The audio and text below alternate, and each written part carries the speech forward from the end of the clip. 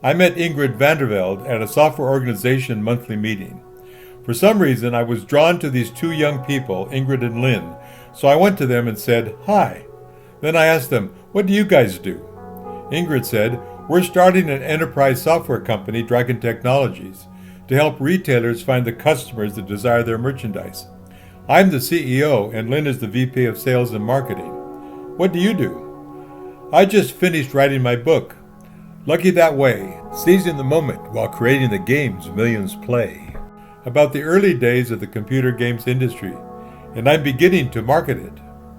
Ingrid showed some interest and said, "I'd love to hear more about it. Are you free for lunch tomorrow?" "I sure am," and we set a time and a place to meet.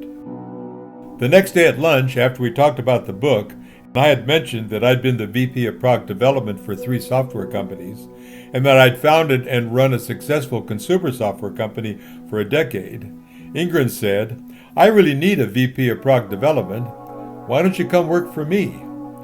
That sounded like a good idea, and an hour later I was employed and scheduled to start work the first week of January. In between, Barbie and I got married and had a honeymoon in California.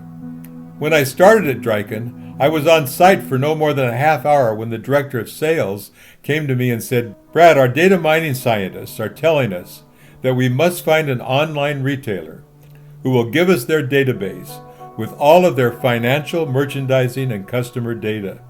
This seems to be essential in order to test the data mining algorithms.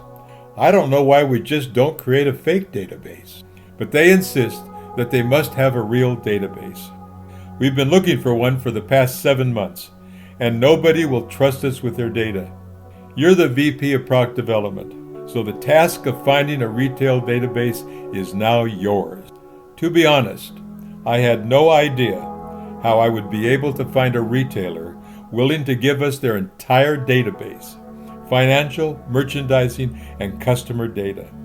It seemed like a very difficult, if not impossible, task. The next morning I got a call from Tony, who was responsible for finding speakers for Austin's Multimedia Association.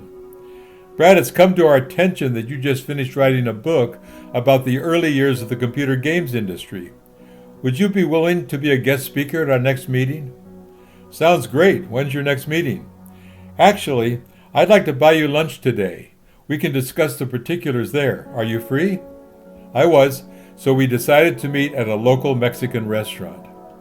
I noticed him sitting in a window booth at the same time he noticed me. He waved me over. We introduced ourselves. When I had taken my seat, I asked Tony, "What do you do?" "I manage the retail database for Mile High Comics, the largest online comic book retailer in the world." "That's interesting. I just took a job as the VP of Product Development for a data mining company, and we're looking for an online retail database to test our data mining algorithm, to see the kind of information we can glean from their database."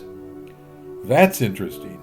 My boss called me yesterday morning and asked me to find a data mining company that will take our database and determine what kind of information can be gleaned from it."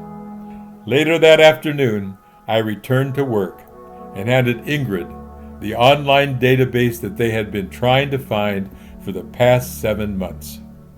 It only took me 2 days. Ingrid was delighted and gifted Barbie and me to a trip to Disney World. Was that luck, the support of nature, or an angel tapping me on the shoulder? I have no idea, but I have gotten used to these kinds of extraordinary coincidences over the years. Thank you.